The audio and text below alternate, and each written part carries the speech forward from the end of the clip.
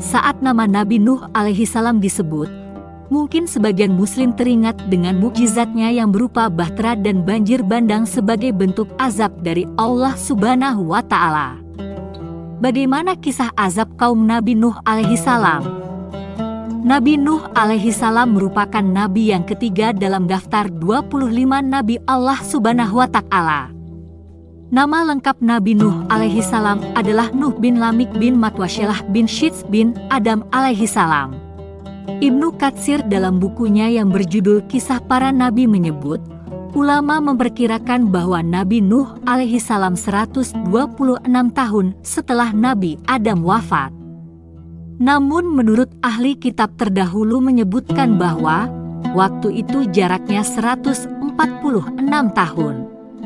Kisah sesatnya kaum Nabi Nuh alaihissalam berawal dari meninggalnya salah satu orang soleh dan dicintai kaumnya bernama Wad, yang membuat semua orang di sana merasa sedih dan meratap.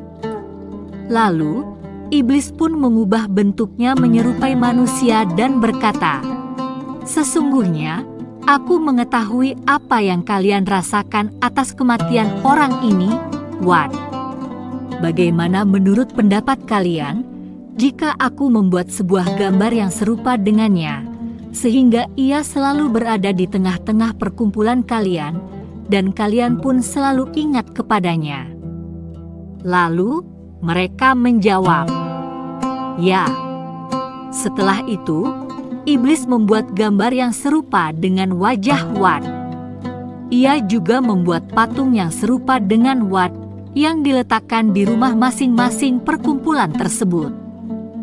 Mereka lantas terus mengingat-ingat Wad dan diturunkan kepada anak cucu mereka, sehingga membuat patung tersebut menjadi Tuhan yang disembah selain Allah Subhanahu wa Ta'ala.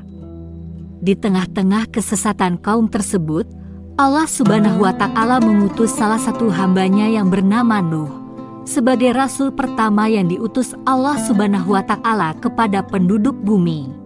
Nabi Nuh alaihissalam menyuruh kaumnya untuk menyembah Allah Subhanahu wa Ta'ala.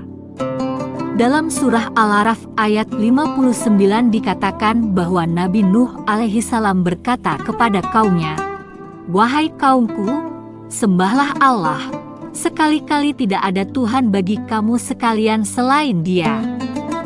Sesungguhnya, kalau kamu sekalian tidak menyembah Allah, aku takut kalian akan ditimpa azab yang besar, kiamat." Namun, perjuangan Nabi Nuh alaihissalam untuk mengembalikan kaumnya dari jalan yang sesat ini tidak membuahkan hasil. Bahkan, mereka semakin tenggelam dalam kesesatan dan kesombongan. Mereka semakin giat untuk menyembah berhala, mengejek Nabi Nuh alaihissalam dan ajarannya, dan bahkan berbuat jahat kepada pengikut beliau yang telah beriman. Dakwah Nabi Nuh alaihissalam bersama kaumnya berlangsung sangat lama. Menurut surah Al-Ankabut ayat 14 dijelaskan bahwa beliau berdakwah selama 950 tahun lamanya. Sungguh, kami benar-benar telah mengutus Nuh kepada kaumnya, lalu dia tinggal bersama mereka selama 1000 tahun kurang 50 tahun. Kemudian, mereka dilanda banjir besar dalam keadaan sebagai orang-orang zalim. Kaum tersebut selalu mewariskan kepada anak cucu mereka untuk tidak beriman kepada ajaran Nabi Nuh alaihissalam, dan hal tersebut terus berlangsung sangat lama. Seiring berjalannya waktu, Nabi Nuh alaihissalam pun telah putus asa untuk berdakwah pada kaumnya yang zalim dan sesat itu. Beliau menyadari bahwa sudah tidak ada kebaikan atau kemaslahatan yang bisa diharapkan dari diri mereka. Beliau sadar bahwa kaum tersebut sudah kelewat batas dan tidak wajar. Berbagai metode dan cara dakwah yang sudah beliau coba juga tidak ada yang mempan, kecuali hanya sedikit orang. Lantas, Nabi Nuh alaihissalam berdoa kepada Allah Subhanahu wa Ta'ala, "Ya Tuhanku, sesungguhnya kaumku telah mendustakan aku. Oleh sebab itu, adakanlah suatu keputusan antara diriku dan mereka." Lalu selamatkanlah aku dan orang-orang mukmin yang bersama dengan diriku. Lalu Allah Subhanahu wa Ta'ala pun memerintahkan Nabi Nuh alaihi salam dan orang-orang mukmin untuk membuat bahtera yang besar. Allah Subhanahu wa Ta'ala berfirman dalam surah Hud ayat 37. Buatlah bahtera dengan pengawasan dan petunjuk wahyu kami, dan janganlah engkau bicarakan lagi denganku tentang nasib orang-orang yang zalim. Sesungguhnya mereka itu akan ditenggelamkan. Setelah bahtera itu selesai, seluruh umat Nabi Nuh alaihi salam dan binatang yang berpasang-pasangan diperintahkan untuk masuk ke dalam bahtera tersebut. Kemudian bumi pun memancarkan air hingga memenuhi selokan-selokan dan jalan-jalan dan bahkan gunung-gunung. Seluruh kaum Nabi Nuh alaihi salam yang kafir dan tidak beriman tenggelam, walaupun sudah naik ke atas gunung tertinggi.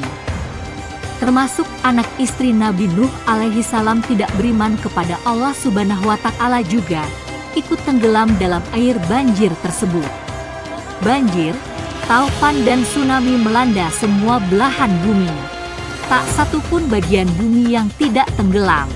Satu riwayat menggambarkan bumi seperti bola air. Seluruh makhluk hidup, tumbuhan, hewan dan manusia musnah. Tak ada satupun yang tersisa. Ibnu Ishaq mengatakan bahwa banjir tersebut berlangsung selama 2 tahun, 2 bulan, 26 hari sebelum diperintahkan oleh Allah Subhanahu wa Ta'ala untuk turun dari bahtera tersebut. Setelah air surut, semua yang selamat dari banjir turun dari kapal dan bersyukur kepada Allah Subhanahu wa Ta'ala. Nabi Nuh alaihi salam lantas berinisiatif untuk menyembelih binatang-binatang yang halal untuk dikurbankan kepada Allah Subhanahu wa Ta'ala.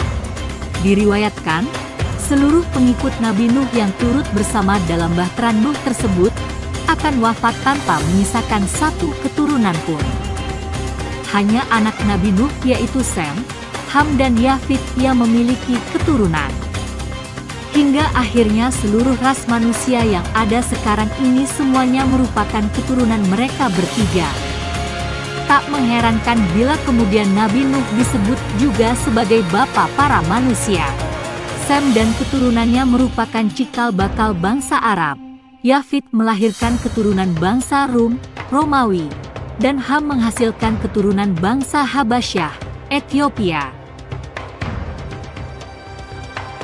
Demikianlah kisah Nabi Nuh lengkap, dan mukjizat Nabi Nuh berupa pembuatan bahtera Nabi Nuh yang sangat besar, hingga mampu menampung 80 orang beserta makhluk hidup lainnya, yang dipersiapkan untuk melanjutkan kehidupan baru umat manusia setelah banjir bandang reda.